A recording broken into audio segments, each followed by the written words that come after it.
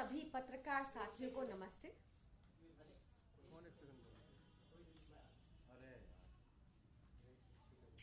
करें कंटिन्यू?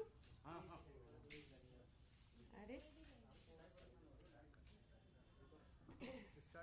2023 की शुरुआत में हम सबने देखा कि संसद के पटल पर एक इकोनॉमिक सर्वे रिपोर्ट रखी गई थी 2022-2023, जिसमें ये बताया गया कि दिल्ली की हवा में 2016 से लगातार सुधार आया है।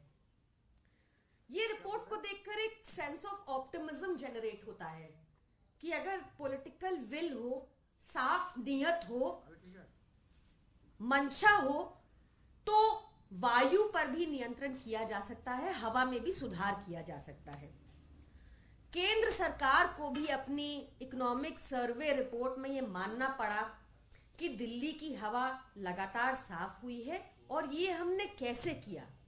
ये हुआ अरविंद केजरीवाल जी के अथक प्रयासों से, जिसमें से बहुत प्रोमिनेंटली आप जानते हैं कि दिल्ली का ग्रीन कवर आज एक हिस्टोरिक हाई पर है, जिसमें दिल्ली में लगभग जो 1800 इंडस्ट्रीज हैं वो सब पीएनजी फ्यूल, क्लीन फ्यूल पर कन्वर्ट हो चुकी हैं, क्योंकि दिल्ली में 24 आवर इलेक्ट्रिसिटी मिलती है, 24 घंटा बिजली मिलती है, जिस इंडस्ट्रियल यूज के लिए, कमर्शियल यूज के लिए और रेजिडेंशियल यूज के लिए, जिस वजह से diesel based generators, polluting diesel based generators का उपयोग दिल्ली में बिल्कुल समाप्त हो गया।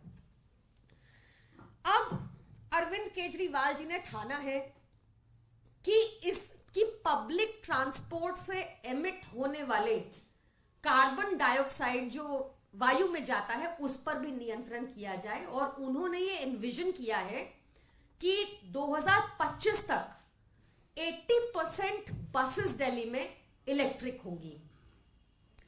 अभी तक दिल्ली में टोटल बसेस 7,582 हैं, जो अभी तक का हाईएस्ट नंबर है। इसमें लगभग 22% ऑलरेडी इलेक्ट्रिक हो चुकी हैं, विच इज 1650 का नंबर है। कल ही 14 फरवरी 2024 को 350 बसेस ऐड की गई थी। ये पाया गया कि 2022 में जब हमने इलेक्ट्रिक बसेस दिल्ली में इंट्रोड्यूस करना शुरू किया, तो तब से अब तक 47,000 टन कार्बन डाइऑक्साइड एमिट जो करता है ये बसेस करती, वो नहीं हुआ, क्योंकि ये बसेस इलेक्ट्रिक हो चुकी थी। तो इतना मैसिव कंट्रीब्यूशन हुआ पोल्यूशन को कंट्रोल करने में इन इलेक्ट्रिक बसेस के जरिए। ये जो नंबर है 1650, ये देश में तो highest number of electric buses है ही, पर even in the world this is third. Delhi अब तीसरे नंबर पे है विश्व में इलेक्ट्रिक बसेस के नंबर में। ये सब देखकर मन में एक सवाल उठना स्वाभाविक है कि अगर अरविंद केजरीवाल जी ने इतने कम समय में प्रदूषण के विरुद्ध युद्ध में इतना कुछ कर दिया, तो बाकी सरकारें असमर्थ क्यों हैं?